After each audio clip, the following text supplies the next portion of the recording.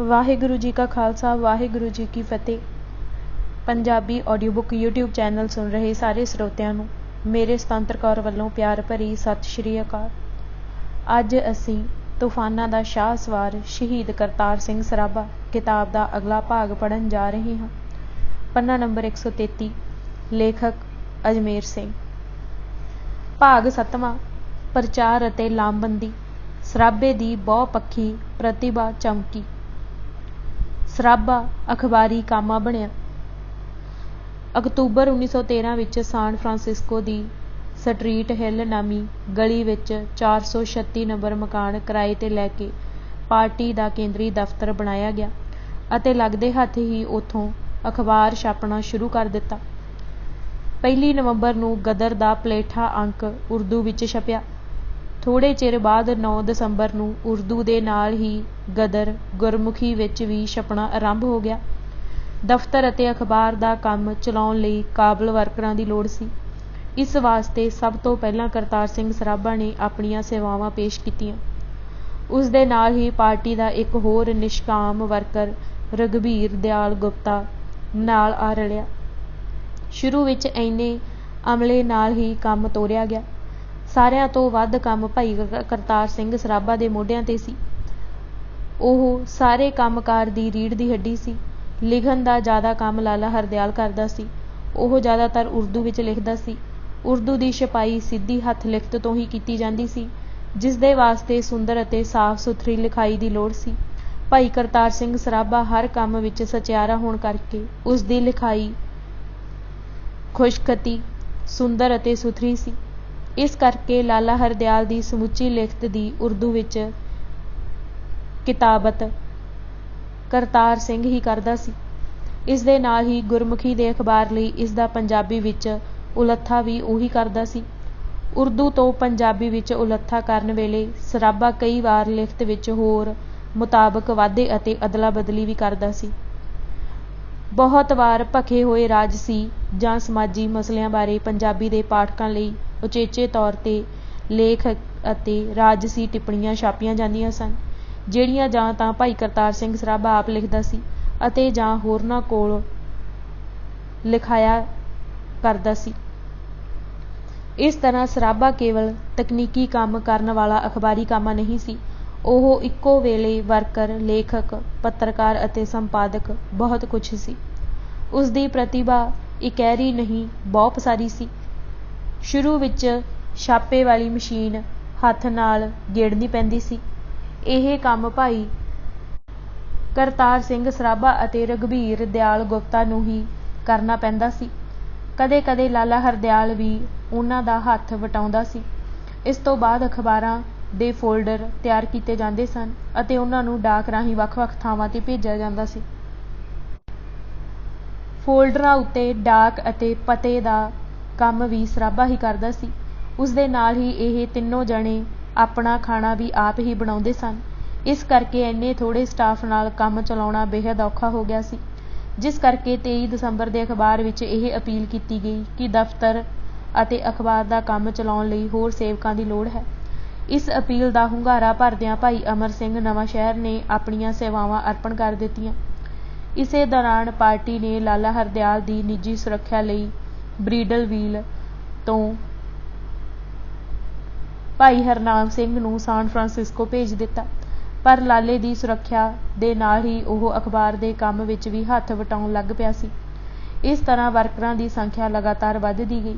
ਇਸ ਦੇ ਨਾਲ ਹੀ ਅਖਬਾਰ ਦੀ ਮੰਗ ਵੀ ਤੇਜ਼ੀ ਨਾਲ ਵੱਧਦੀ ਚਲੀ ਗਈ, ਜਿਸ ਕਰਕੇ ਛਾਪੇ ਦੀ ਬਿਜਲੀ ਨਾਲ ਚੱਲਣ ਵਾਲੀ ਲਿਥੋ ਮਸ਼ੀਨ ਖਰੀਦੀ ਗਈ ਅਤੇ ਉਸ ਦੇ ਵਾਸਤੇ ਇੱਕ ਵੱਖਰਾ ਮਕਾਨ ਕਿਰਾਏ 'ਤੇ ਲਿਆ ਗਿਆ। ਸਰਾਭੇ ਉੱਤੇ ਕੰਮ ਦਾ ਬੋਝ ਘਟਾਉਣ ਲਈ ਉਰਦੂ ਦੀ ਕਿਤਾਬਤ ਲਈ ਅਮਰ ਸਿੰਘ ਨੂੰ ਅਜ਼ਮਾਇਆ ਗਿਆ, ਪਰ ਉਸ ਦੀ ਲਿਖਾਈ ਸਰਾਭੇ ਜਿੰਨੀ ਸੁੰਦਰ ਨਹੀਂ ਸੀ। ਉਸ ਨੂੰ ਹੋਰ ਸੁਧਾਰ ਕਰਨ ਲਈ ਕਿਹਾ ਗਿਆ। 20 ਜਨਵਰੀ 1914 ਦੇ ਅੰਕ ਦਾ ਕਾਬਤ ਅਮਰ ਸਿੰਘ ਸੀ, ਪਰ 4-5 ਅੰਕਾਂ ਤੋਂ ਬਾਅਦ ਵੀ ਜਦ ਉਸ ਦੀ ਲਿਖਾਈ ਵਿੱਚ ਬਹੁਤਾ ਸੁਧਾਰ ਨਾ ਹੋਇਆ ਤਾਂ 24 ਜਨਵਰੀ ਤੋਂ ਇਹ ਕੰਮ ਫਿਰ ਸਰਾਭੇ ਨੇ ਸੰਭਾਲ ਲਿਆ। ਇਸੇ ਦੌਰਾਨ 2 ਹੋਰ ਵਰਕਰ, ਭਾਈ ਬਸੰਤ ਸਿੰਘ ਲੁਧਿਆਣਾ ਅਤੇ ਭਾਈ ਕਰਤਾਰ ਸਿੰਘ ਲਤਾਲਾ, ਜਿਸ ਨੂੰ ਦੁੱਕੀ ਵੀ ਕਿਹਾ ਜਾਂਦਾ ਸੀ, ਵੀ ਸਟਾਫ ਵਿੱਚ ਸ਼ਾਮਿਲ ਹੋ ਗਏ। ਲਾਲਾ ਹਰਦਿਆਲ ਵਿਦਵਾਨ ਹੋਣ ਦੇ ਨਾਲੋਂ ਨਾਲ ਲਿਖਾਰੀ ਅਤੇ ਵਕਤਾ ਵੀ ਅਵਲ ਦਰਜੇ ਦਾ ਸੀ। ਉਹ ਅਲੰਕਾਰ ਭਾਸ਼ਾ ਵਰਤਣ ਵਿੱਚ ਮੁਹਾਰਤ ਰੱਖਦਾ ਸੀ। ਉਸ ਕੋਲ ਠੁਕਦਾਰ ਸ਼ਬਦਾਂ ਦਾ ਅਥਾਹ ਭੰਡਾਰ ਸੀ। ਇਸ ਕਰਕੇ ਉਸ ਦੀਆਂ ਲਿਖਤਾਂ ਪਾਠਕਾਂ ਉੱਤੇ ਕੀਲਵਾਂ ਅਸਰ ਪਾਉਂਦੀਆਂ ਸਨ। ਜਦੋਂ ਉਹ ਆਪ ਉਤਸ਼ਾਹ ਵਿੱਚ ਹੁੰਦਾ ਸੀ ਤਾਂ ਉਸ ਅੰਦਰ ਦੂਜਿਆਂ ਨੂੰ ਜੋਸ਼ ਵਿੱਚ ਲਿਆਉਣ ਦੀ ਲੋੜੀਂਦੀ ਸਮਰੱਥਾ ਪੈਦਾ ਹੋ ਜਾਂਦੀ ਸੀ।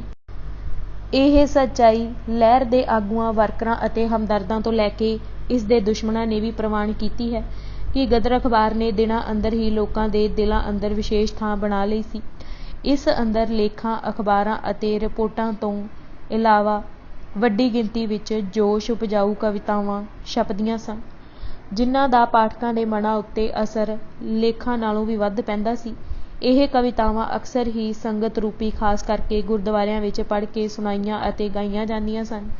ਇਹਨਾਂ ਕਵਿਤਾਵਾਂ ਦੇ ਗਦਰ ਦੀ ਗੂੰਜ ਦੇ ਸਿਰਲੇਖ ਹੇਠ ਵੱਖਰੇ ਸੰਗ੍ਰਹਿ ਵੀ ਛਾਪੇ ਗਏ, ਜਿਹੜੇ ਗਦਰ ਅਖਬਾਰ ਨਾਲੋਂ ਵੀ ਵੱਧ ਮਕਬੂਲ ਹੋਏ। ਗਦਰ ਦੇ ਪਹਿਲੇ ਅੰਕ ਵਿੱਚ ਇਸ ਦੀ ਲੋੜ, ਅਹਿਮੀਅਤ, ਰੋਲ ਅਤੇ ਮਨੋਰਥ ਦੀ ਵਿਆਖਿਆ ਇਹਨਾਂ ਸਾਦੇ ਅਤੇ ਭਾਵਮਈ ਸ਼ਬਦਾਂ ਵਿੱਚ ਕੀਤੀ ਗਈ ਸੀ। ਹੁਣ ਲੜਾਈ ਤੁਰੀ ਰਹਿਣ ਦੀ ਖਾਤਰ ਅਖਬਾਰ ਚਲਾਉਣਾ ਜ਼ਰੂਰੀ ਹੈ। ਇੱਥੇ ਕਿਤਾਬਾਂ ਛਾਪੀਆਂ ਜਾਣ ਤੇ ਦੇਸ਼ ਵੀ ਭੇਜੀਆਂ ਜਾਣ ਅਤੇ ਜੰਗੀ ਕੰਮ ਸਿੱਖੇ ਜਾਣ। ਦੂਜੀਆਂ ਕੌਮਾਂ ਦੀ ਮਦਦ ਮੰਗੀ ਜਾਵੇ। ਇਸ ਕੰਮ ਦੀ ਖਾਤਰ ਇੱਕ ਸਭਾ ਬਣਾਈ ਗਈ ਹੈ, ਜਿਸ ਦਾ ਨਾਂ ਪੈਸੀਫਿਕ ਕੋਸਟ ਹਿੰਦੀ ਸਭਾ ਰੱਖਿਆ ਗਿਆ ਹੈ। Portland, Astoria, Saint John, Sacramento ਅਤੇ ਵਰੇਡਲਵੀਲ ਵਿੱਚ ਇਸ ਦੇ ਜਥੇ ਹਨ।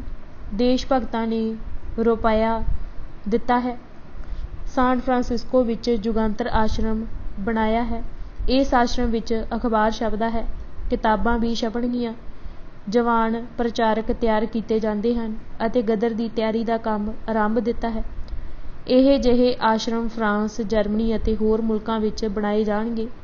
ਫਿਰ ਕਿਸੇ ਤਰ੍ਹਾਂ ਦਾ ਡਰ ਨਹੀਂ।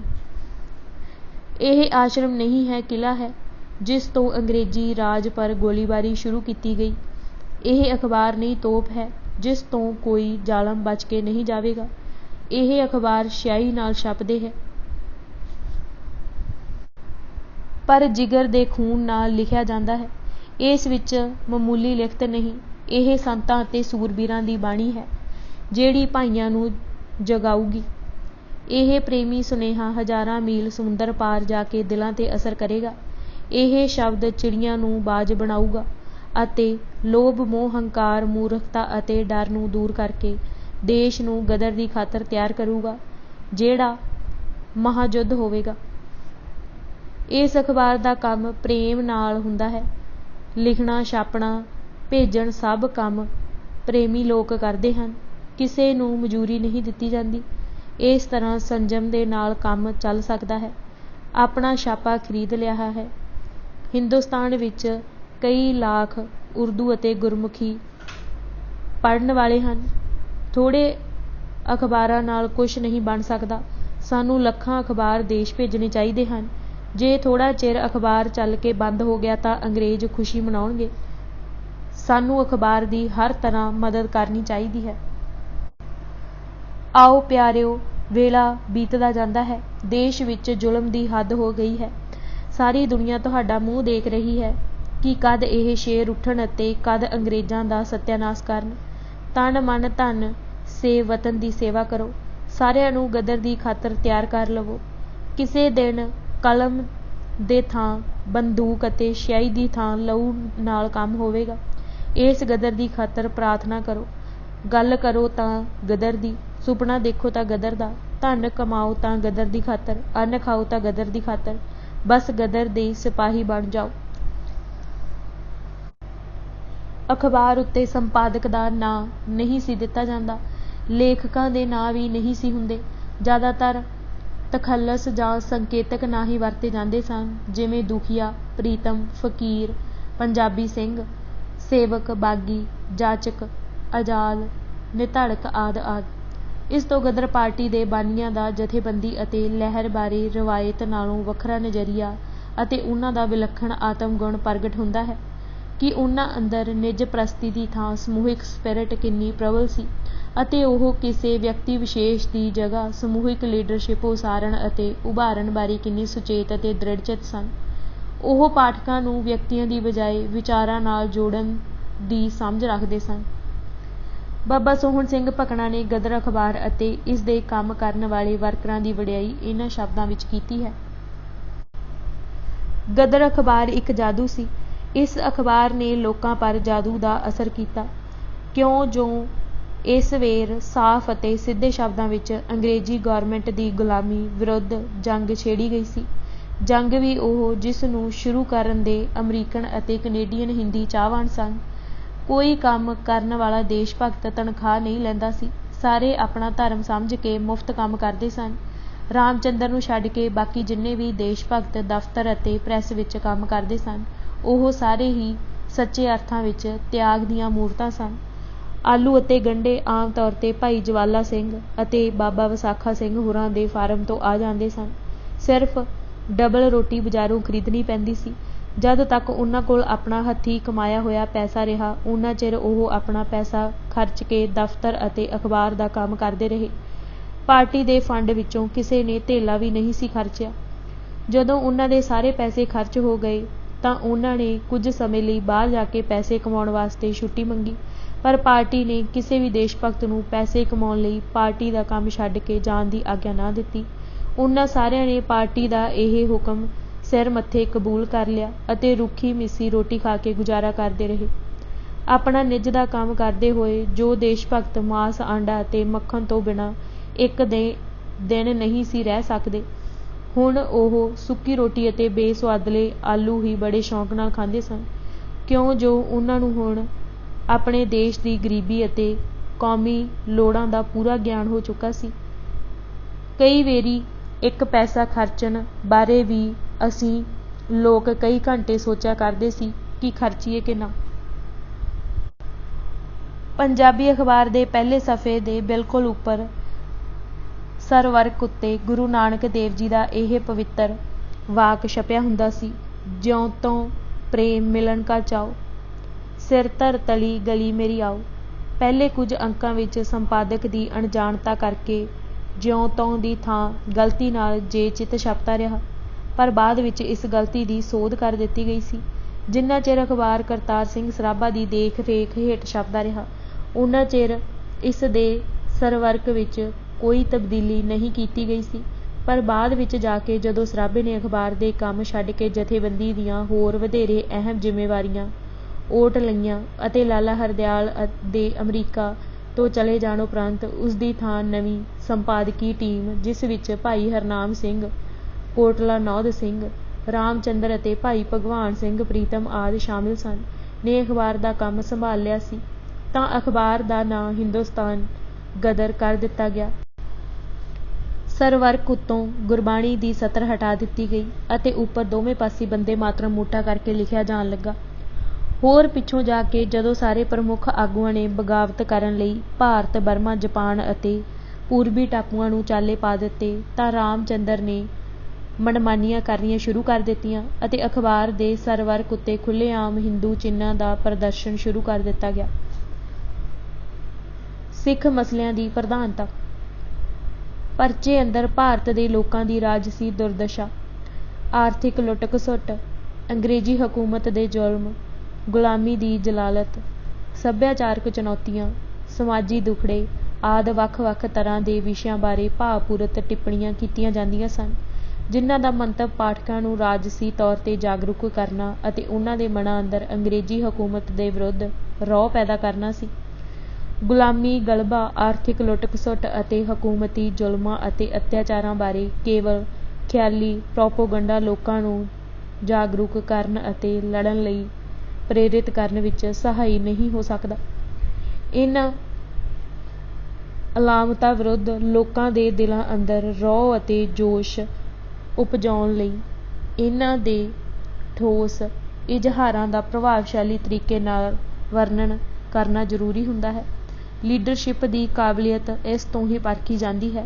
ਇਸ ਤੋਂ ਕਿਸੇ ਲਹਿਰ ਦਾ ਸਮਾਜ ਵਿਗਿਆਨਕ ਵਿਸ਼ਲੇਸ਼ਣ ਕਰਨਾ, ਭਾਵ ਉਸ ਵਿੱਚ ਸ਼ਾਮਿਲ ਅੱਡ-ਅੱਡ ਸਮਾਜੀ ਅਤੇ ਧਾਰਮਿਕ ਵਰਗਾਂ ਦੇ ਤਤਕਾਲੀ ਸਰੋਕਾਰ ਰਾਜਸੀ ਸੂਝ-ਬੂਝ, ਵਿਚਾਰਧਾਰਕ ਝੁਕਾਵਾਂ ਅਤੇ ਲਹਿਰ ਅੰਦਰ ਉਹਨਾਂ ਦੀ ਸ਼ਮੂਲੀਅਤ ਦੀ ਨਿਸਬਤ ਦਾ ਅਨੁਮਾਨ ਲਾਉਣਾ ਸੁਖਾਲਾ ਹੋ ਜਾਂਦਾ ਹੈ। ਗਦਰ ਪਾਰਟੀ ਦੀ ਪ੍ਰਚਾਰ ਸਮੱਗਰੀ ਦੀ ਘੋਖਵੀਂ ਛਾਣਬੀਣ ਕਰਨ ਤੋਂ ਇਹ ਤੱਥ ਉਗੜਵੇਂ ਰੂਪ ਵਿੱਚ ਪ੍ਰਗਟ ਹੁੰਦਾ ਹੈ ਕਿ ਹੋਰਨਾਂ ਵਰਗਾਂ ਦੀ ਤੁਲਨਾ ਵਿੱਚ ਸਿੱਖਾਂ ਨਾਲ ਜੁੜੇ ਮਸਲਿਆਂ ਨੂੰ ਸਭ ਤੋਂ ਵੱਧ ਵਿਚਾਰਿਆ ਅਤੇ ਉਭਾਰਿਆ ਗਿਆ।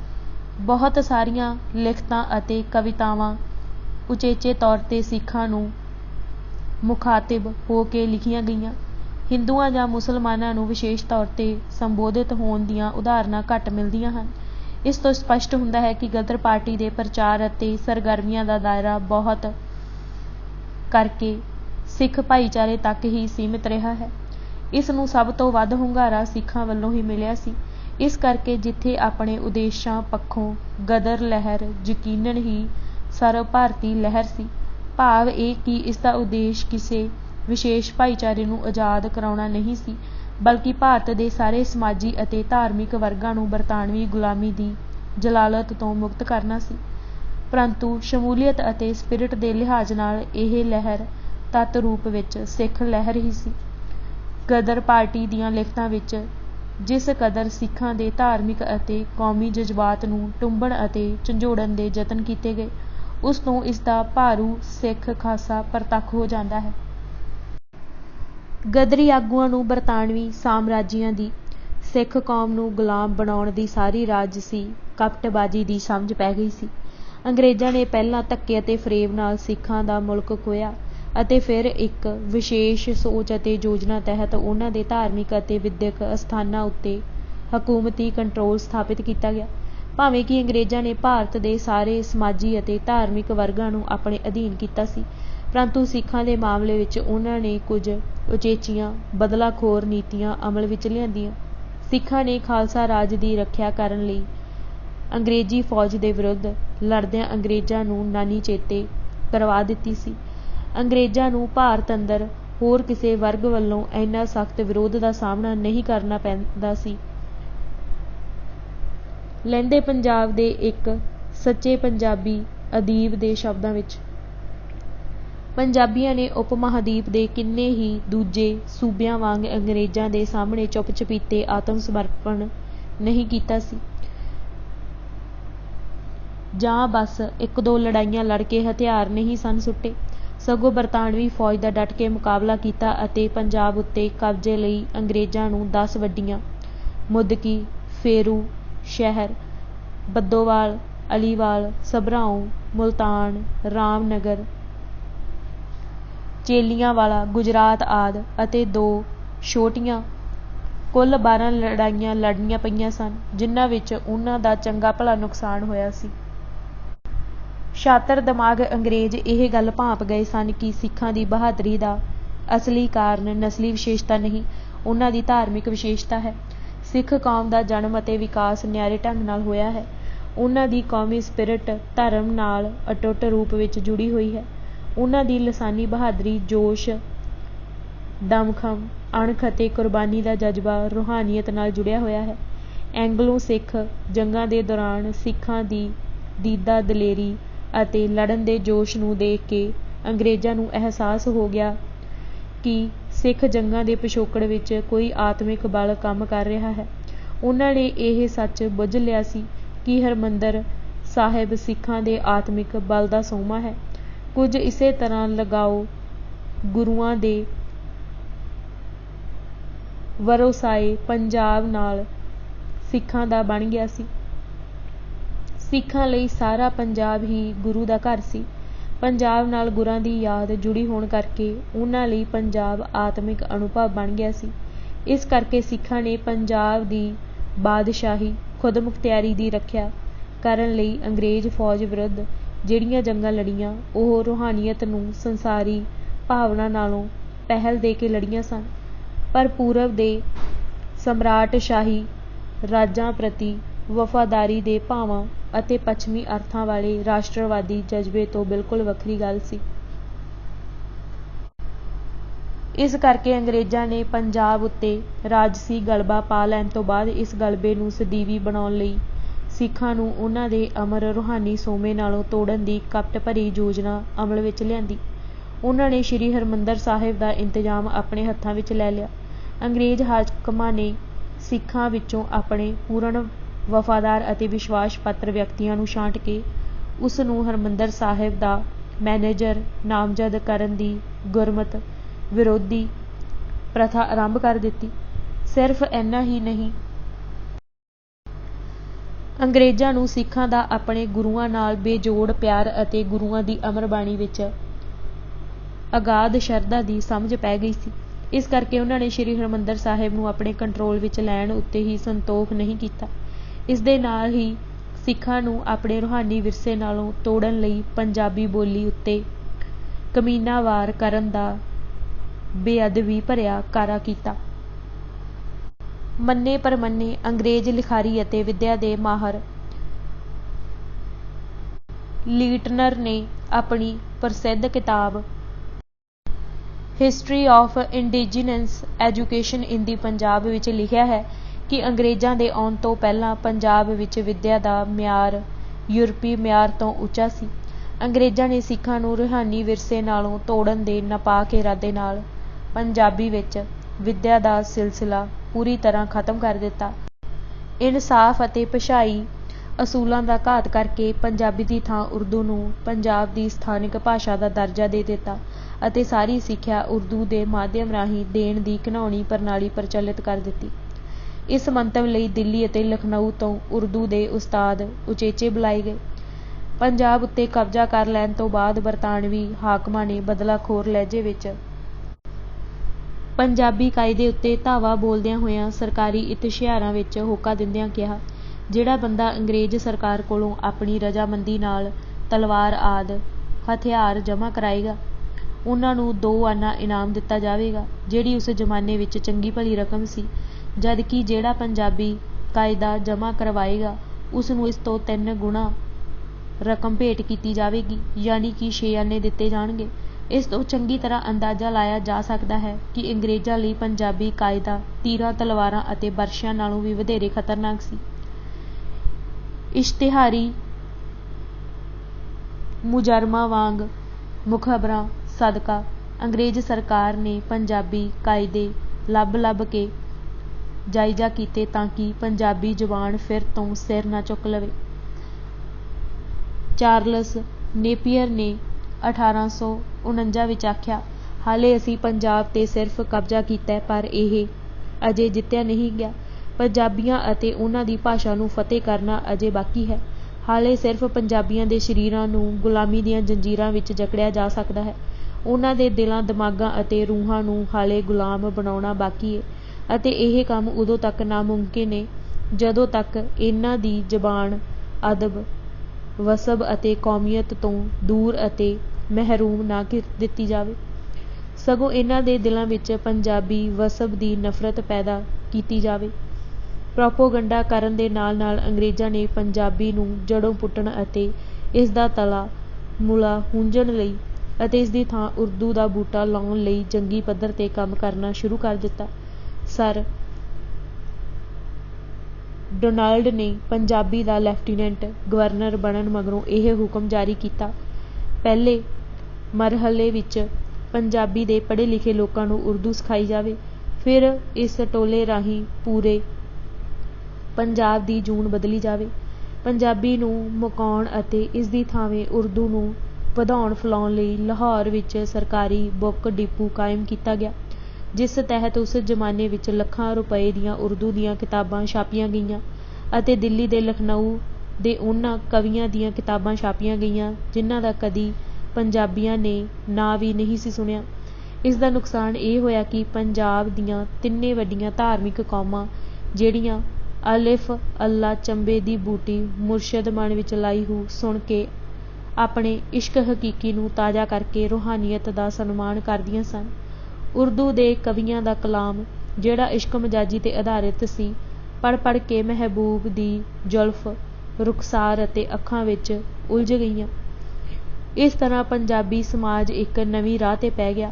ਕਿਤਾਬਾਂ ਛਾਪਣ ਦੇ ਨਾਲ ਅੰਗਰੇਜ਼ ਸਰਕਾਰ ਪੰਜਾਬ ਦੀ ਧਰਤੀ ਉੱਤੇ ਉਰਦੂ ਮੁਸ਼ਾਇਰੇ ਵੀ ਬੜੇ ਠੋਕਵੇਂ ਅੰਦਾਜ਼ ਵਿੱਚ ਕਰਾਉਂਦੀ, ਜਿਨ੍ਹਾਂ ਦੀ ਸਰਪ੍ਰਸਤੀ ਗੋਰੇ ਹਾਕਮ ਕਰਦੇ ਅਤੇ ਅਨਪੜ੍ਹ ਜਨਤਾ ਨੂੰ ਨੰਬਰਦਾਰ ਅਤੇ ਪਟਵਾਰੀਆਂ ਰਾਹੀਂ ਇਹਨਾਂ ਮੁਸ਼ਾਇਰਿਆਂ ਵਿੱਚ ਸ਼ਾਮਿਲ ਹੋਣ ਲਈ ਮਜਬੂਰ ਕੀਤਾ ਜਾਂਦਾ।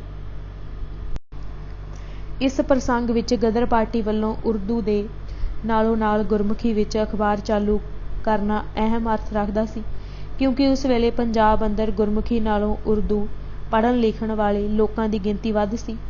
ਅਜਿਹਾ ਸ਼ਾਇਦ ਹੀ ਕੋਈ ਹੋਵੇਗਾ ਜਿਸ ਨੂੰ ਗੁਰਮੁਖੀ ਤਾਂ ਆਉਂਦੀ ਹੋਵੇ ਪਰ ਉਰਦੂ ਨਾ ਆਉਂਦੀ ਹੋਵੇ, ਜਦ ਕਿ ਅਜਿਹੇ ਬਹੁਤ ਲੋਕ ਸਨ ਜਿਹੜੇ ਉਰਦੂ ਤਾਂ ਪੜ੍ਹ ਸਕਦੇ ਸਨ ਪਰ ਗੁਰਮੁਖੀ ਦੇ ਗਿਆਨ ਤੋਂ ਕੋਰੇ ਸਨ। ਇਸ ਕਰਕੇ ਜੇਕਰ ਭਾਸ਼ਾ ਨੂੰ ਮਨੁੱਖੀ ਸਮੂਹ ਦੀ ਸਿਰਫ ਇੱਕ ਅਮਲੀ ਲੋੜ ਅਰਥਾਤ ਸੰਚਾਰ ਅਤੇ ਪ੍ਰਚਾਰ ਦੇ ਸਾਧਨ ਤੱਕ ਹੀ ਸੀਮਿਤ ਕਰਕੇ ਵੇਖਿਆ ਜਾਵੇ ਤਾਂ ਇਹ ਵਿਹਾਰਕ ਲੋੜ ਗਦਰ ਪਾਰਟੀ ਕੇਵਲ ਉਰਦੂ ਦੇ ਅਖਬਾਰ ਦੇ ਜ਼ਰੀਏ ਵੀ ਪੂਰੀ ਕਰ ਸਕਦੀ ਸੀ। ਪਰ ਸਿੱਖਾਂ ਦਾ ਪੰਜਾਬੀ ਅਤੇ ਗੁਰਮੁਖੀ ਨਾਲ ਰਿਸ਼ਤਾ ਮਹਿਜ ਵਿਹਾਰਕ ਨਹੀਂ, ਅਧਿਆਤਮਿਕ ਹੈ। ਗੁਰੂਆਂ ਦੀ ਇਲਾਹੀ ਬਾਣੀ ਤੋਂ ਲੈ ਕੇ ਸਿੱਖਾਂ ਦਾ ਸਾਰਾ ਧਾਰਮਿਕ ਸਾਹਿਤ ਗੁਰਮੁਖੀ ਵਿੱਚ ਹੈ। ਇਸ ਕਰਕੇ ਗੁਰਮੁਖੀ ਸਿੱਖਾਂ ਨੂੰ ਉਹਨਾਂ ਦੇ ਅਧਿਆਤਮਿਕ ਵਿਰਸੇ ਨਾਲ ਜੋੜਨ ਦਾ ਸਾਧਨ ਹੈ।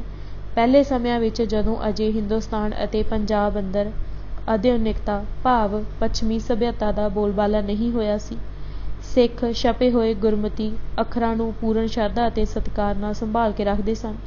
ਉਹ ਗੁਰਮੁਖੀ ਦੀ ਕਿਸੇ ਕਿਤਾਬ ਜਾਂ ਅਖਬਾਰ ਦੇ ਫਟੇ ਹੋਏ ਜਾਂ ਧਰਤੀ ਉੱਤੇ ਡਿੱਗੇ ਵਰਕੇ ਨੂੰ ਫੌਰੀ ਅਦਬ ਨਾਲ ਚੁੱਕ ਕੇ ਸਾਂਭ ਲੈਂਦੇ ਸਨ। ਇਸ ਰੌਸ਼ਨੀ ਵਿੱਚ ਦੇਖਿਆਂ ਗੁਰਮੁਖੀ ਵਿੱਚ ਗਦਰ ਅਖਬਾਰ ਨੂੰ ਚਾਲੂ ਕਰਨ ਦੇ ਪਿੱਛੇ ਗਦਰੀ ਆਗੂਆਂ ਦਾ ਸਿੱਖ ਪਿਆਰ ਕੰਮ ਕਰਦਾ ਸਪਸ਼ਟ ਨਜ਼ਰ ਆ ਜਾਂਦਾ ਹੈ, ਖਾਸ ਕਰਕੇ ਉਸ ਹਾਲਤ ਵਿੱਚ ਜਦੋਂ ਪੰਜਾਬ ਦਾ ਆਰੀਆ ਸਮਾਜੀ ਵਰਗ ਵੈਦਿਕ ਸ਼ਾਵਣਵਾਦ ਦੇ ਨਿਖੇਧਾਤਮਕ ਅਸਰ ਹੇਠ ਗੁਰਮੁਖੀ ਨੂੰ ਘਿਰਣਾ ਦੀ ਨਜ਼ਰ ਨਾਲ ਦੇਖਣ ਲੱਗ ਪਿਆ ਸੀ ਅਤੇ ਇਸ ਦੀ ਜਗ੍ਹਾ ਦੇਵਨਗਰੀ ਨੂੰ ਉਤਸ਼ਾਹਿਤ ਕਰਨ ਦੀ ਫਿਰਕੂ ਧਾਰਨਾ ਉੱਤੇ ਚੱਲ ਰਿਹਾ ਸੀ।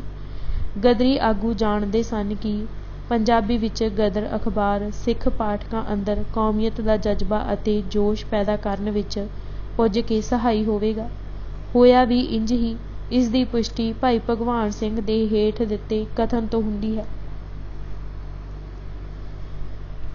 ਜਦੋਂ ਗਦਰ ਦਾ ਪਰਚਾ ਨਿਕਲਿਆ ਤਾਂ ਸਾਡੇ ਆਦਮੀ 6-7% ਹੀ ਪੰਜਾਬੀ ਲਿਖ ਪੜ੍ਹ ਸਕਦੇ ਸਨ।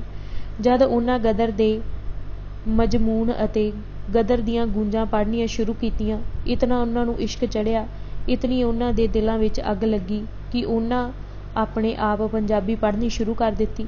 6 ਮਹੀਨੇ ਦੇ ਅੰਦਰ ਅੰਦਰ ਸਾਡੇ ਭਾਈ ਪੰਜਾਬੀ ਪੜ੍ਹਨ ਲੱਗ ਪਏ, ਇੱਥੇ ਤੱਕ ਕਿ ਇੱਕ ਕਿਸਮ ਦਾ ਬੌਧਿਕ ਇਨਕਲਾਬ ਪੈਦਾ ਹੋ ਗਿਆ ਸੀ। ਉਹਨਾਂ ਭਾਈਆਂ ਨੂੰ ਜਿਨ੍ਹਾਂ ਨੂੰ ਕਦੇ ਪੰਜਾਬੀ ਪੜ੍ਹਨੀ ਲਿਖਣੀ ਨਹੀਂ ਸੀ ਆਉਂਦੀ, ਜਦੋਂ ਉਹਨਾਂ ਨੂੰ ਗਦਰ ਦਾ ਜੋਸ਼ ਚੜ੍ਹਿਆ, ਜਦੋਂ ਉਹਨਾਂ ਨੂੰ ਵਟਣਾ ਚਾੜ੍ਹਿਆ, ਜਦੋਂ ਉਹਨਾਂ ਨੂੰ ਖਿਆਲ ਆਇਆ ਤਾਂ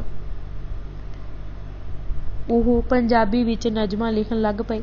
ਸਿੱਧੀਆਂ ਪੁੱਠੀਆਂ, ਕੋਈ ਜੋੜ ਬਣੇ ਜਾਂ ਨਾ ਬਣੇ, ਰਿਦਮ ਬਣੇ ਜਾਂ ਨਾ ਬਣੇ, ਕਿਸੇ ਨੂੰ ਕਾਫੀਆਬੰਦੀ ਨਹੀਂ ਆਉਂਦੀ, ਕੋਈ ਵਿਆਕਰਨ ਨਹੀਂ ਆਉਂਦੀ, ਕਿਸੇ ਨੂੰ ਕੋਈ ਤਕਰੀਰ ਕਰਨੀ ਨਹੀਂ ਆਉਂਦੀ, ਸਾਰੇ ਉੱਠ ਕੇ ਆਪਣੇ ਦਿਲਾਂ ਦੀ ਭਾਫ਼ ਕੱਢਣ ਲੱਗ ਪਏ। ਅੰਦਾਜ਼ਾ ਲਾਓ ਕਿ ਕਿਤਨੀ ਸ਼ਕਤੀ ਸੀ ਗਦਰ ਪਾਰਟੀ ਦੇ ਦੇਸ਼ ਭਗਤ ਸੂਰਬੀਰਾਂ ਵਿੱਚ। ਪੰਜਾਬੀਆਂ ਤੋਂ ਬਿਨਾਂ ਹੋਰ ਕਿਸੇ ਵੀ ਜ਼ਬਾਨ ਨੇ ਗਦਰ ਦੇ ਪਾਠਕਾਂ ਅੰਦਰ ਅਜਿਹਾ ਬੌਧਿਕ ਇਨਕਲਾਬ ਨਹੀਂ ਲਿਆਂਦਾ ਸੀ। ਗਦਰ ਪਾਰਟੀ ਨੇ ਲਹਿਰ ਨੂੰ ਦੇਸ਼ ਵਿਆਪਕ ਸਰੂਪ ਅਤੇ ਪ੍ਰਸਾਰ ਦੇਣ ਦੇ ਮੰਤਵ ਨਾਲ ਦੂਸਰੀਆਂ ਜ਼ਬਾਨਾਂ ਵਿੱਚ ਵੀ ਅਖਬਾਰ ਚਾਲੂ ਕਰਨ ਦਾ ਫੈਸਲਾ ਕੀਤਾ। ਇਸ ਪ੍ਰਥਾਏ ਗੁਜਰਾਤੀ ਅਤੇ ਹਿੰਦੀ ਵਿੱਚ ਅਖਬਾਰ ਛਾਪਣ ਦੀਆਂ ਕੋਸ਼ਿਸ਼ਾਂ ਵੀ ਹੋਈਆਂ, ਪਰ ਉਹਨਾਂ ਨੂੰ ਕੋਈ ਫਲ ਨਾ ਪਿਆ। ਇਹਨਾਂ ਨੇ ਪਾਠਕਾਂ ਨੂੰ ਉਹ ਇਸ਼ਕ ਨਾ ਚਾੜ੍ਹਿਆ, ਉਹਨਾਂ ਦੇ ਦਿਲਾਂ ਅੰਦਰ ਉਹ ਅੱਗ ਨਾ ਲਾਈ ਜਿਹੜੀ ਪੰਜਾਬੀ ਗਦਰ ਨੇ ਲਾਈ ਸੀ। ਸਿੱਟੇ ਵਜੋਂ ਗੁਜਰਾਤੀ ਅਤੇ ਹਿੰਦੀ ਵਿੱਚ ਮੁਸ਼ਕਿਲ ਨਾਲ 1-2 ਪਰਚੇ ਹੀ ਛਪੇ। ਇਹਨਾਂ ਦਾ ਵੀ ਕਿਤੋਂ ਕੋਈ ਖੁਰਾ ਖੋਜ ਨਹੀਂ ਮਿਲਦਾ। ਅੰਗਰੇਜ਼ ਸਰਕਾਰ ਦੀਆਂ ਖੁਫੀਆ ਸੰਸਥਾਵਾਂ ਦੀ ਪੜਤਾਲ ਅਤੇ ਮੁਕੱਦਮਿਆਂ ਦੀਆਂ ਕਾਰਵਾਈਆਂ ਵਿੱਚ ਇਹਨਾਂ ਦਾ ਮੁਰਦਾ ਜ਼ਿਕਰ ਹੀ ਆਉਂਦਾ ਹੈ। ਇਹਨਾਂ ਵੱਲੋਂ ਇਨਕਲਾਬੀ ਦੇਸ਼ ਭਗਤ ਤਿਆਰ ਕਰਨ ਦਾ ਕਿਤੇ ਜ਼ਿਕਰ ਨਹੀਂ ਮਿਲਦਾ। ਸਿੱਖ ਸੰਵੇਦਨਾ ਨੂੰ ਹਲੂਣਾ ਪੰਜਾਬੀ ਦਾ ਗਦਰ ਅਖਬਾਰ ਉਰਦੂ ਅਖਬਾਰ ਦੀ ਹੂਬਹੂ ਨਕਲ ਨਹੀਂ ਹੁੰਦੀ ਸੀ।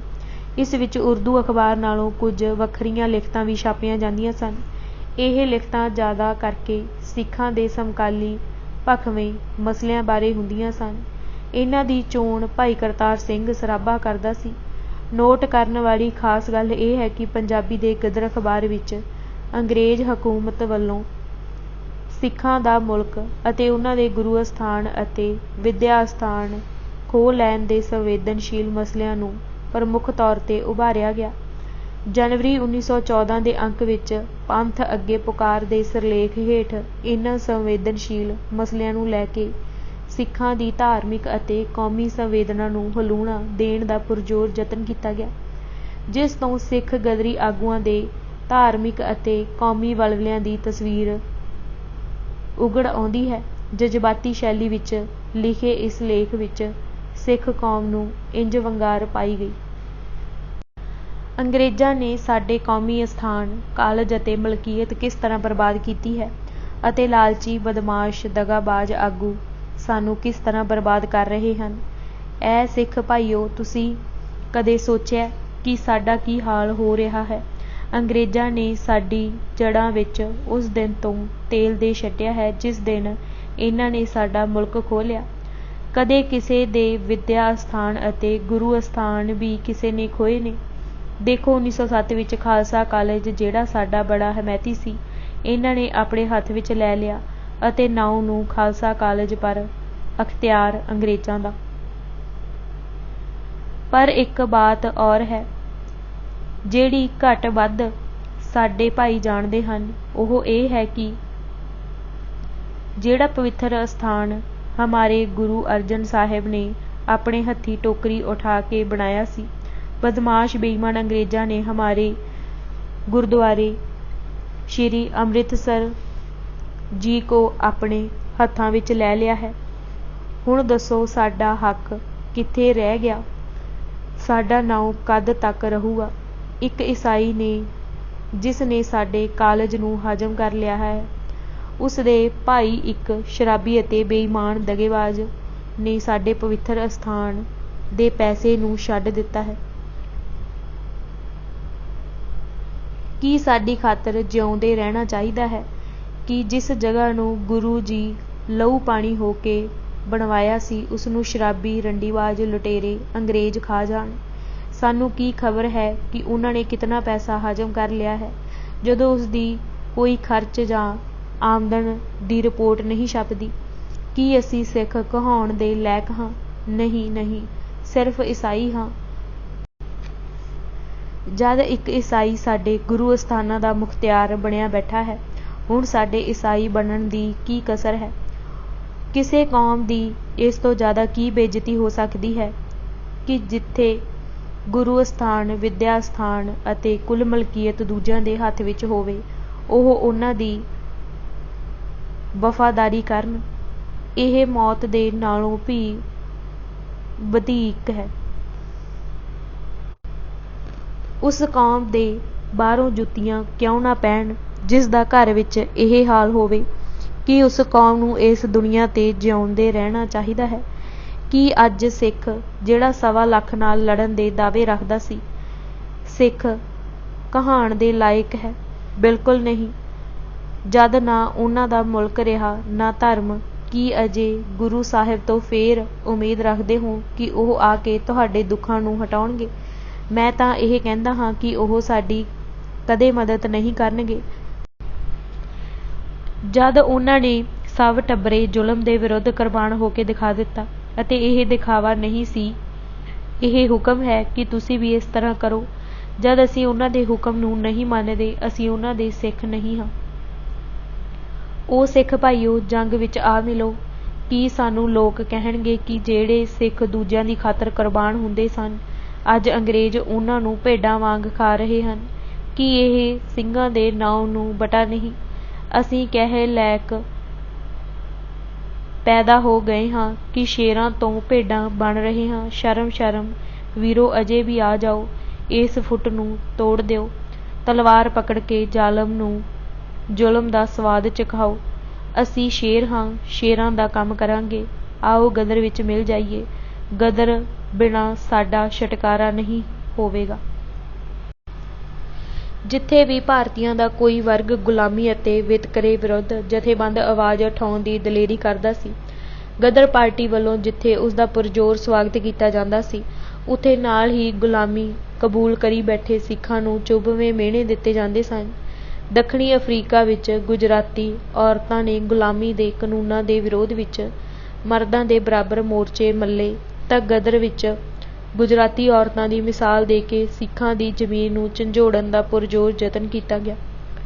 30 ਦਸੰਬਰ 1913 ਦੇ अंक विच पंजाबी ਸਿੰਘ ਅਤੇ ਗੁਜਰਾਤੀ ਔਰਤਾਂ ਦੇ ਅਨੁਵਾਦ ਹੇਠ ਛਪੇ ਲੇਖ ਵਿੱਚ ਸਿੱਖਾਂ ਦੀ ਅਣਖ ਨੂੰ ਇੰਜ ਵੰਗਾਰਿਆ ਗਿਆ।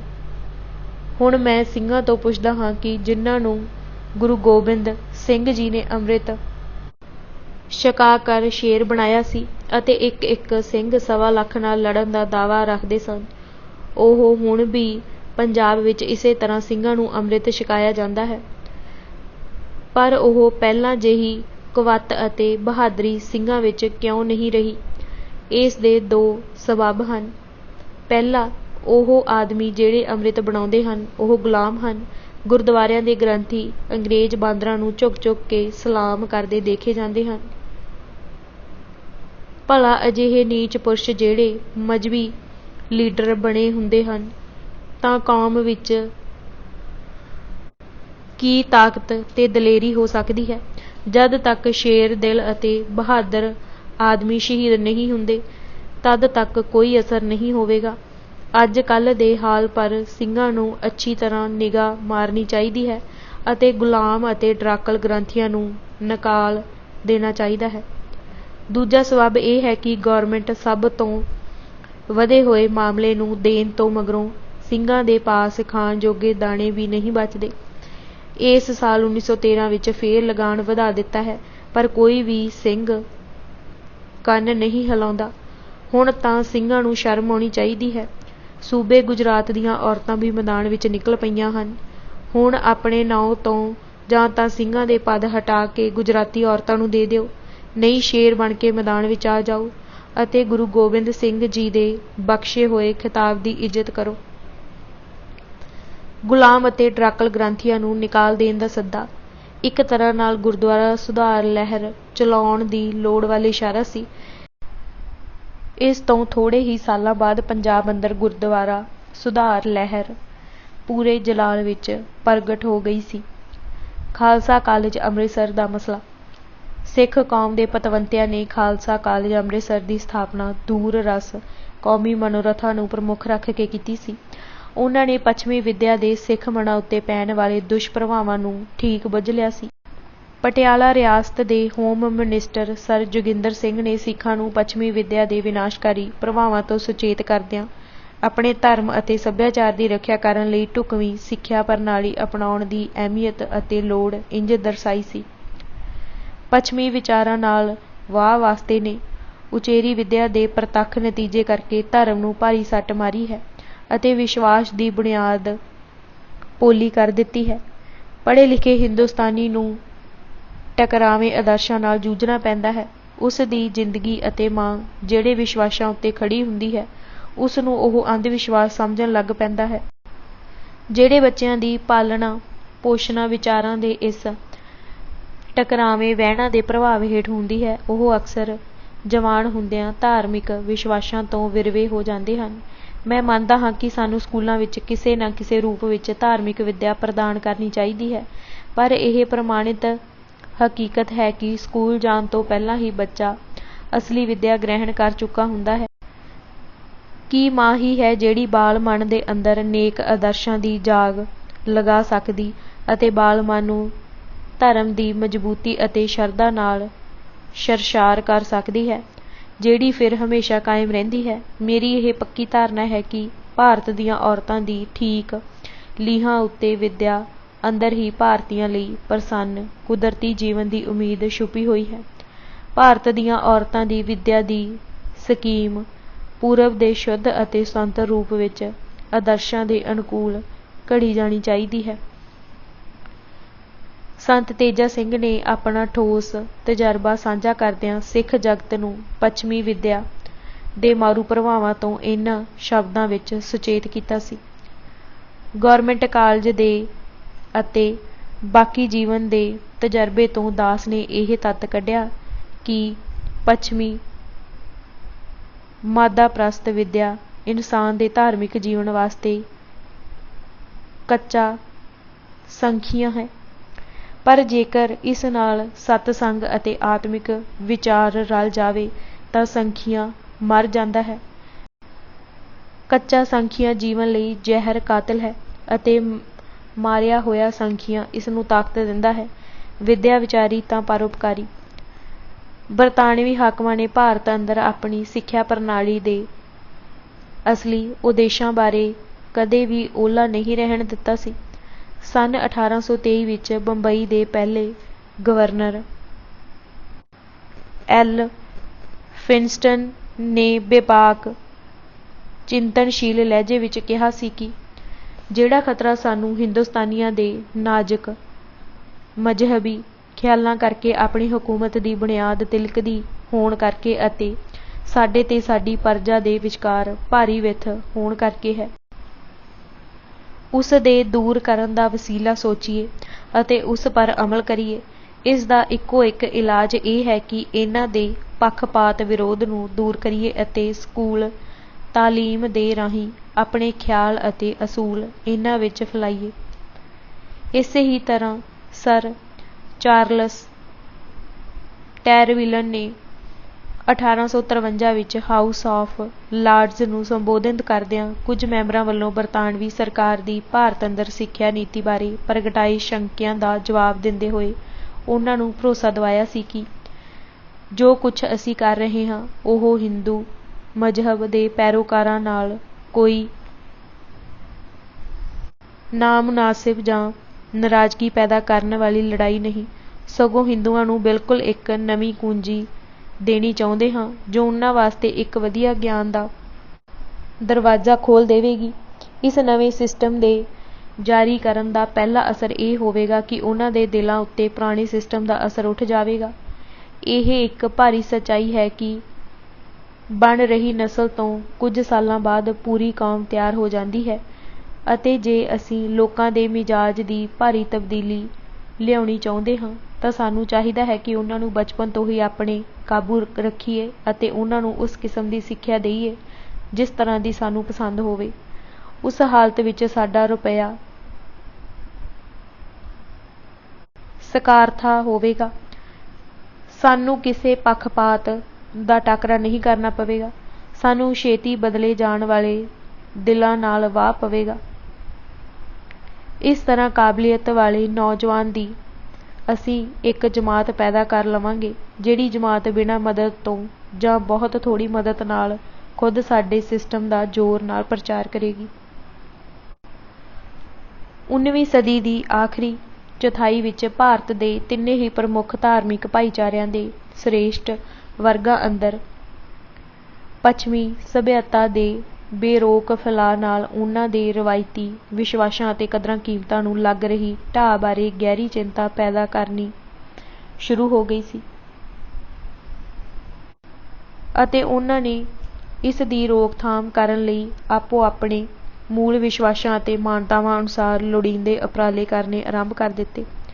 ਇਸ ਵਿੱਚੋਂ ਵੱਖ-ਵੱਖ ਧਾਰਮਿਕ ਵਰਗਾਂ ਵੱਲੋਂ ਆਪੋ ਆਪਣੇ ਸਕੂਲਾਂ ਅਤੇ ਕਾਲਜ ਚਾਲੂ ਕਰਨ ਦਾ ਅਮਲ ਆਰੰਭ ਹੋਇਆ। 1892 ਵਿੱਚ ਸ਼੍ਰੀ ਅੰਮ੍ਰਿਤਸਰ ਸਾਹਿਬ ਵਿਖੇ ਖਾਲਸਾ ਕਾਲਜ ਦੀ ਸਥਾਪਨਾ ਇਸੇ ਹੀ ਸੰਦਰਭ ਵਿੱਚ ਹੋਈ ਸੀ। ਅੰਗਰੇਜ਼ ਹਕੂਮਤ ਨੇ ਸਿੱਖਾਂ ਤੋਂ ਬਿਨਾਂ ਹੋਰ ਕਿਸੇ ਵੀ ਧਾਰਮਿਕ ਭਾਈਚਾਰੇ ਦੇ ਨਾ ਧਰਮ ਸਥਾਨ ਅਤੇ ਨਾ ਹੀ ਵਿੱਦਿਆ ਦੇ ਸਥਾਨ ਵਿੱਚ ਕੋਈ ਦਖਲ-ਅੰਦਾਜ਼ੀ ਕੀਤੀ, ਪਰ ਉਹਨਾਂ ਨੇ ਸਿੱਖਾਂ ਦੇ ਧਰਮ ਸਥਾਨ ਸ਼੍ਰੀ ਹਰਿਮੰਦਰ ਸਾਹਿਬ ਤੋਂ ਵਿੱਦਿਆ ਸਥਾਨ ਖਾਲਸਾ ਕਾਲਜ ਅੰਮ੍ਰਿਤਸਰ ਉੱਤੇ ਆਪਣਾ ਅਸਰਦਾਰ ਕੰਟਰੋਲ ਯਕੀਨੀ ਬਣਾਉਣ ਲਈ ਲਗਾਤਾਰ ਯਤਨ ਕੀਤੇ। 1902 ਵਿੱਚ ਖਾਲਸਾ ਕਾਲਜ ਦਾ ਪ੍ਰਬੰਧ ਚਲਾਉਣ ਲਈ ਜਿਹੜੀ ਕਮੇਟੀ ਬਣਾਈ ਗਈ ਸੀ ਉਸ ਵਿੱਚ ਸਿੱਖ ਹਿਤੈਸ਼ੀਆਂ ਦਾ ਪਲੜਾ ਭਾਰੂ ਸੀ।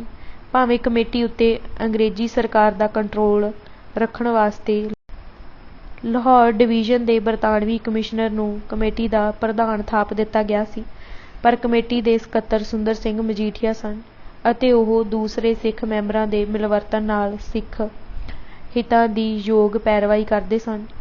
ਪਰ 1907 ਵਿੱਚ ਜਦੋਂ ਪੰਜਾਬ ਅੰਦਰ ਸਰਕਾਰ ਵਿਰੋਧੀ ਰਾਜਸੀ ਵਾਤਾਵਰਨ ਪੈਦਾ ਹੋ ਗਿਆ ਅਤੇ ਪੜ੍ਹੇ ਲਿਖੇ ਸਿੱਖ ਵਰਗਾਂ ਅੰਦਰ ਨਵੀਂ ਰਾਜਸੀ ਚੇਤਨਾ ਫੈਲਣ ਲੱਗੀ ਤਾਂ ਅੰਗਰੇਜ਼ ਸਰਕਾਰ ਨੇ ਖਾਲਸਾ ਕਾਲਜ ਦੇ ਪ੍ਰਬੰਧ ਨੂੰ ਆਪਣੇ ਕੰਟਰੋਲ ਹੇਠ ਲੈਣ ਦਾ ਨਿਰਣਾ ਕਰ ਲਿਆ ਸੀ। ਇੱਕ ਸਿੱਖ ਇੰਜੀਨੀਅਰ ਸਰਦਾਰ ਧਰਮ ਸਿੰਘ ਸੇਵਾ ਭਾਵਨਾ ਨਾਲ ਬਿਨਾਂ ਤਨਖਾਹ ਲਏ ਕਾਲਜ ਦੀਆਂ ਇਮਾਰਤਾਂ ਦੀ ਉਸਾਰੀ ਦੇ ਕੰਮ ਦੀ ਨਿਗਰਾਨੀ ਕਰਦਾ ਸੀ।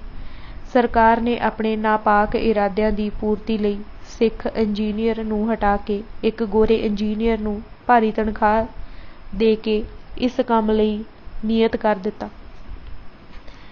ਇਹ ਹੁਕਮ ਲੈਫਟੀਨੈਂਟ ਗਵਰਨਰ ਵੱਲੋਂ ਜਾਰੀ ਕੀਤਾ ਗਿਆ ਸੀ। ਸਰਕਾਰ ਦੀ ਇਸ ਕਾਰਵਾਈ ਨੇ ਖਾਸ ਕਰਕੇ ਇੱਕ ਗੋਰੇ ਅਫਸਰ ਮੇਜਰ ਹਿੱਲ ਦੀ ਸੇਵਾ ਭਾਵਨਾ ਨਾਲ ਕੀਤੇ ਜਾਣ ਵਾਲੇ ਕੰਮਾਂ ਬਾਰੇ ਕੀਤੀ ਗਈ ਅਪਮਾਨਜਨਕ ਟਿੱਪਣੀ ਨੇ ਸਿੱਖਾਂ ਅੰਦਰ ਡਾਢਾ ਰੋਸ ਪੈਦਾ ਕਰ ਦਿੱਤਾ। 75 ਦੇ ਲਗਭਗ ਸਿੱਖ ਸੰਸਥਾਵਾਂ ਨੇ ਗੋਰੇ ਅਫਸਰ ਦੀ ਇਸ ਟਿੱਪਣੀ ਦੇ ਖਿਲਾਫ ਰੋਸ ਜਤਾਉਂਦਿਆਂ ਮਤੇ ਪਾਏ। ਕਾਲਜ ਦੀਆਂ ਪ੍ਰਬੰਧਕੀ ਕਮੇਟੀ ਵਿੱਚ ਅੰਗਰੇਜ਼ਾਂ ਦੀ ਮੌਜੂਦਗੀ ਦਾ ਵਿਰੋਧ ਕਰਨ ਲਈ ਜ਼ੋਰਦਾਰ ਆਵਾਜ਼ਾਂ ਉੱਠਣ ਲੱਗੀਆਂ। ਇਸ ਨਾਲ ਕੇਂਦਰੀ ਖੁਫੀਆ ਡਾਇਰੈਕਟੋਰੇਟ ਨੂੰ, ਖਾਸ ਕਰਕੇ ਮਿਸਟਰ ਪੈਟਰੀ ਨੂੰ ਕਾਲਜ ਦੇ ਪ੍ਰਬੰਧਕਾਂ ਦੇ ਦਿਲੀ ਇਰਾਦਿਆਂ ਬਾਰੇ ਸ਼ੱਕ ਖੜਾ ਹੋ ਗਿਆ ਸੀ। 6 ਸਾਲਾਂ ਤੋਂ ਸਫਲਤਾ ਨਾਲ ਕੰਮ ਕਰਦੀ ਕਮੇਟੀ ਬਾਰੇ ਇਹ ਕਿਹਾ ਗਿਆ ਕਿ ਇਹ ਗੈਰ ਕਾਨੂੰਨੀ ਢੰਗ ਨਾਲ ਬਣਾਈ ਗਈ ਸੀ ਅਤੇ ਇਸ ਦੇ ਫੰਡ ਜਾਅਲੀ ਹਨ।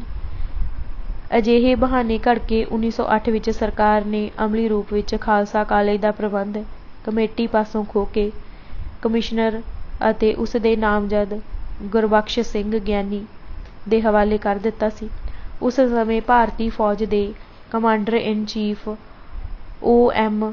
ਕ੍ਰੈਂਗ ਨੇ ਸਿੱਖ ਮਸਲੇ ਬਾਰੇ ਵਾਇਸਰਾਏ ਚਾਰਲਸ ਹਾਰਡਿੰਗ ਨੂੰ ਯਾਦ ਪੱਤਰ ਦਿੱਤਾ, ਜਿਸ ਵਿੱਚ ਖਾਲਸਾ ਕਾਲਜ ਬਾਰੇ ਹੇਠ ਲਿਖੇ ਵਿਚਾਰ ਪ੍ਰਗਟ ਕੀਤੇ ਗਏ। ਸਰ ਜੇਮਜ਼ ਲਾਇਰ ਨੇ ਸਿੱਖ ਧਰਮ ਦੀ ਸਾਂਭ ਸੰਭਾਲ ਕਰਨ ਦੇ ਮੰਤਵ ਨਾਲ ਖਾਲਸਾ ਕਾਲਜ ਦੀ ਸਥਾਪਨਾ ਕੀਤੀ ਸੀ। ਸਰ ਚਾਰਲਸ ਰੀਵਜ਼ ਨੇ ਵੀ ਇਸੇ ਦਿਲੀ ਮਨੋਰਥ ਨਾਲ ਇਸ ਕਾਲਜ ਦਾ ਜ਼ੋਰਦਾਰ ਸਮਰਥਨ ਕੀਤਾ ਸੀ। ਪਰ ਬਦਕਿਸਮਤੀ ਨਾਲ ਚੀਫ ਖਾਲਸਾ ਦੀਵਾਨ, ਜਿਸ ਨੇ ਸਿੱਖਾਂ ਦੇ ਕੌਮੀਕਰਨ ਦੀ ਮੁਹਿੰਮ ਵਿੱਢ ਦਿੱਤੀ, ਦੇ ਅਸਰ ਹੇਠ ਛੇਤੀ ਹੀ ਕਾਲਜ ਦੀ ਸੁਰ ਵਿਗੜ ਗਈ। ਇਸ ਦੀਆਂ ਕੌਂਸਲਾਂ ਕਮੇਟੀਆਂ ਅੰਦਰ ਬੇਲੋੜਾ ਰਾਜਸੀ ਪੱਖਪਾਤ ਝੁਕਾਅ ਪੈਦਾ ਹੋ ਗਿਆ। ਅਖੀਰ ਵਿੱਚ ਪੰਜਾਬ ਸਰਕਾਰ ਨੇ ਦਖਲ ਦਿੱਤਾ ਅਤੇ 1908 ਵਿੱਚ ਨਵੀਂ ਪ੍ਰਬੰਧਕੀ ਕਮੇਟੀ ਨੂੰ ਮਾਨਤਾ ਦੇ ਦਿੱਤੀ, ਜਿਸ ਨਾਲ ਕਾਲਜ ਦੇ ਮਾਮਲੇ ਅੰਸ਼ਕ ਤੌਰ 'ਤੇ ਸਰਕਾਰੀ ਕੰਟਰੋਲ ਹੇਠ ਆ ਗਏ। ਪਰੰਤੂ ਇਸ ਕਾਰਵਾਈ ਦਾ ਸਿੱਟਾ ਕਾਮਯਾਬ ਨਾ ਹੋਇਆ। ਇਸ ਦੇ ਉਲਟ ਇਸ ਦੇ ਸਿੱਟੇ ਵਜੋਂ ਫਸਾਦੀ ਭਾਵਨਾਵਾਂ ਸਗੋਂ ਹੋਰ ਪ੍ਰਚੰਡ ਹੋ ਗਈਆਂ, ਜਿਸ ਨਾਲ ਇਕਸੁਰਤਾ ਅਤੇ ਸੰਮਤੀ ਸ਼ੁੱਧੀ ਉੱਨਤੀ ਅਸੰਭਵ ਹੋ ਗਈ। ਇਹ ਕਲਪਨਾ ਕਰਨੀ ਅਸੰਭਵ ਹੈ ਕਿ 2 ਜਾਂ 3 ਬਰਤਾਨਵੀ ਅਧਿਕਾਰੀਆਂ ਨੂੰ ਕਮੇਟੀ ਵਿੱਚ ਸ਼ਾਮਲ ਕਰ ਲੈਣ ਨਾਲ, ਜਿਸ ਵਿੱਚ ਵਿਰੋਧੀ ਪੱਖ ਦੇ ਘਾਗ ਸਿਆਸਤਦਾਨ, ਚਲਾਕ ਵਕੀਲਾਂ ਅਤੇ ਬੈਰਿਸਟਰਾਂ ਸਮੇਤ ਸ਼ਾਮਿਲ ਹਨ, ਉਹ ਨਿਸ਼ਾਨੇ ਹਾਸਿਲ ਕਰ ਲਏ ਜਾਣਗੇ ਜਿਨ੍ਹਾਂ ਦੇ ਵਾਸਤੇ ਕਾਲਜ ਸਥਾਪਿਤ ਕੀਤਾ ਗਿਆ ਸੀ। ਇਹ ਸਿਰਫ ਤਾਂ ਹੀ ਹੋ ਸਕਦਾ ਹੈ ਜੇਕਰ ਕਾਲਜ ਨੂੰ ਠੀਕ ਲੀਹਾਂ ਉੱਤੇ ਚਲਾਇਆ ਜਾਵੇ, ਮੁੱਖ ਤੌਰ 'ਤੇ ਅਸਲੀ ਸਿੱਖ ਲੀਡਰਾਂ ਯਾਨੀ ਕਿ ਸਿੱਖ ਰਿਆਸਤਾਂ ਦੇ ਮੁਖੀਆਂ ਦੀ ਅਗਵਾਈ ਹੇਠ ਚਲਾਇਆ ਜਾਵੇ। ਮੇਰਾ ਵਿਸ਼ਵਾਸ ਹੈ ਕਿ ਸਿੱਖਾਂ ਦੇ ਪ੍ਰਭਾਵਸ਼ਾਲੀ ਧੜੇ ਨੇ ਹੀ ਇਹ ਸੁਝਾਅ ਦਿੱਤਾ ਸੀ, ਪਰ ਬਗਾਵਤ ਕਰਨ 'ਤੇ ਉਤਾਰੂ ਵਿਅਕਤੀਆਂ ਦਾ ਮੰਨਣਾ ਹੈ ਕਿ ਇਹ ਕੰਮ B.A. ਅਤੇ M.A. ਵਾਲੇ ਹੀ ਕਰ ਸਕਦੇ ਹਨ। ਇਹਨਾਂ ਲੋਕਾਂ ਦੇ ਦਿਮਾਗ ਸਿਆਸੀ ਵਿਚਾਰਾਂ ਨਾਲ ਤੁੰਨੇ ਪਏ ਹਨ ਅਤੇ ਭਾਰਤ ਦੇ ਜ਼ਿਆਦਾਤਰ ਪੜ੍ਹੇ ਲਿਖੇ ਵਰਗ ਵਾਂਗੂ ਇਹਨਾਂ ਉੱਤੇ ਵੀ ਤਾਜ਼ਾ ਤਰੀਨ ਬਰਤਾਨੀਆ ਵਿਰੋਧੀ ਭਾਵਨਾਵਾਂ ਦਾ ਰੰਗ ਚੜ੍ਹ ਗਿਆ ਹੈ। ਉਹਨਾਂ ਦੀ ਦਵੈਖ ਅਤੇ ਸਾਜ਼ਿਸ਼ਾਂ ਦੀ ਬਦੌਲਤ ਕਾਲਜ ਦੀ ਭਰੋਸੇਯੋਗ ਪ੍ਰਬੰਧਕੀ ਸੰਸਥਾ ਕਾਇਮ ਕਰਨ ਦੇ ਸਾਰੇ ਯਤਨ ਨਾਕਾਮਯਾਬ ਹੋ ਗਏ ਹਨ। ਹੁਣ ਸਮਾਂ ਹੈ ਜਦੋਂ ਸਰਕਾਰ ਅਸਰਦਾਰ ਕਾਰਵਾਈ ਕਰ ਸਕਦੀ ਹੈ, ਇਤਰਾਜ਼ਯੋਗ ਸਿਆਸਤਦਾਨਾਂ ਦੇ ਭਾਰੂ ਪ੍ਰਭਾਵਾਂ ਤੋਂ ਨਿਜਾਤ ਪਾ ਸਕਦੀ ਹੈ ਅਤੇ ਇਸ ਗੱਲ ਉੱਤੇ ਅੜ ਸਕਦੀ ਹੈ ਕਿ ਕਮੇਟੀ ਦੀ ਪ੍ਰਧਾਨਗੀ ਸਰਕਾਰ ਦੇ ਵਫਾਦਾਰ ਰਿਆਸਤੀ ਮੁਖੀਆਂ ਦੇ ਹਵਾਲੇ ਕੀਤੀ ਜਾਵੇ। ਇਹਨਾਂ ਰਿਆਸਤੀ ਮੁਖੀਆਂ ਨੂੰ ਹੀ ਵਿੱਦਿਆ ਮਹਿਕਮਾ ਠੀਕ ਦਿਸ਼ਾ ਵਿੱਚ ਸੇਧ ਦੇ ਸਕਦਾ ਹੈ। ਇਸ ਢੰਗ ਨਾਲ ਅਤੇ ਕੇਵਲ ਇਸ ਢੰਗ ਨਾਲ ਹੀ ਸਰਕਾਰੀ ਵਿੱਦਿਆ ਦੀ ਵਫ਼ਾਦਾਰੀ ਅਤੇ ਪਰੰਪਰਾ ਕਾਇਮ ਰੱਖੀ ਜਾ ਸਕਦੀ ਹੈ। ਚੀਫ ਖਾਲਸਾ ਦੀਵਾਨ ਅਤੇ ਸਿੱਖ ਐਜੂਕੇਸ਼ਨਲ ਕਾਨਫਰੰਸ ਅਜਿਹੇ ਮਜ਼ਮੂਨ ਹਨ ਜਿਨ੍ਹਾਂ ਵੱਲੋਂ ਸਰਕਾਰ ਨੂੰ ਫੌਰੀ ਧਿਆਨ ਦੇਣਾ ਬਣਦਾ ਹੈ। ਖਾਲਸਾ ਕਾਲਜ ਦੇ ਵਿਗੜੇ ਮਾਹੌਲ ਲਈ ਚੀਫ ਖਾਲਸਾ ਦੀਵਾਨ ਨੂੰ ਮੁੱਖ ਤੌਰ 'ਤੇ ਜ਼ਿੰਮੇਵਾਰ ਠਹਿਰਾਇਆ ਜਾ ਸਕਦਾ ਹੈ ਅਤੇ ਇਹੀ ਸ਼ਾਇਦ ਸਿੱਖ ਐਜੂਕੇਸ਼ਨਲ ਕਾਨਫਰੰਸ ਦੀ ਨੀਤੀ ਨਿਰਧਾਰਤ ਕਰਦਾ ਹੈ। ਸਿੱਖ ਐਜੂਕੇਸ਼ਨਲ ਕਾਨਫਰੰਸ ਮੁੱਢਲੀ ਵਿੱਦਿਆ ਨੂੰ ਧਰਮਦਾਨ ਦਾ ਕਾਰਜ ਬਣਾਉਣ ਅਰਥਾਤ ਇਸ ਨੂੰ ਪੂਰੀ ਤਰ੍ਹਾਂ ਮੁਫਤ ਕਰ ਦੇਣ ਅਤੇ ਸਰਕਾਰੀ ਕੰਟਰੋਲ ਤੋਂ ਮੁਕਤ ਕਰਨ ਦਾ ਮਨੋਰਥ ਰੱਖਦੀ ਹੈ। ਕਮੇਟੀ ਨੇ ਇਸ ਮੰਤਵ ਲਈ ਪਹਿਲਾਂ ਹੀ ਭਾਰੀ ਰਕਮ ਇਕੱਠੀ ਕਰ ਲਈ ਹੋਈ ਸੀ ਅਤੇ ਚੰਦੇ ਲਗਾਤਾਰ ਆਈ ਜਾ ਰਹੇ ਹਨ। ਇਹ ਬੇਹੱਦ ਮਹੱਤਵਪੂਰਨ ਹੈ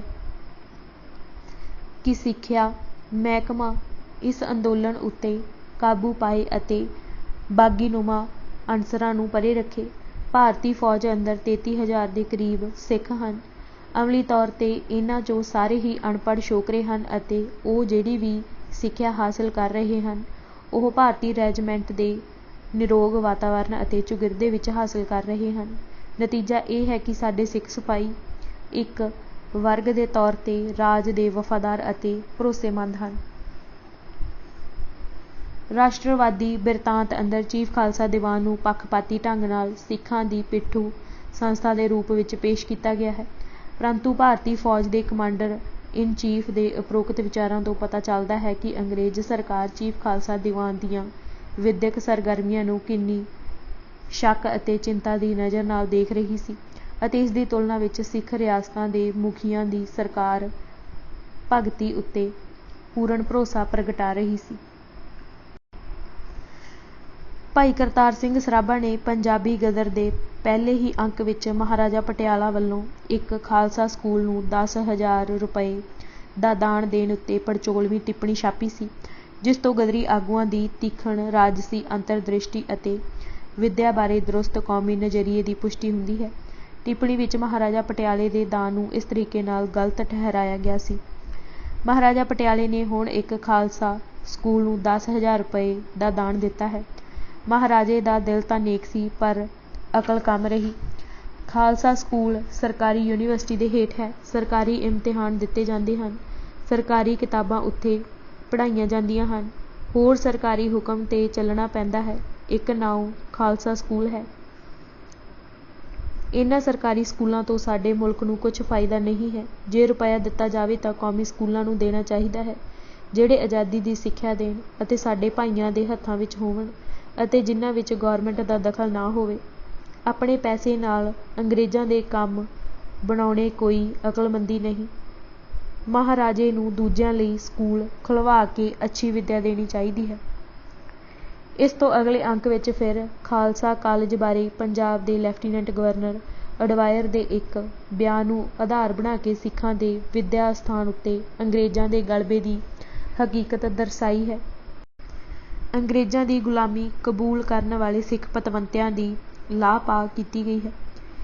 ਗਦਰੀ ਪ੍ਰੋਪੇਗੰਡੇ ਵਿੱਚ ਭਾਰਤ ਦੇ ਗਵਰਨਰ ਜਨਰਲ ਵਾਇਸਰਾਏ ਨੂੰ ਨਫ਼ਰਤ ਨਾਲ ਵੱਡਾ ਡਾਕੂ ਕਹਿ ਕੇ ਸੰਬੋਧਿਤ ਕੀਤਾ ਜਾਂਦਾ ਸੀ।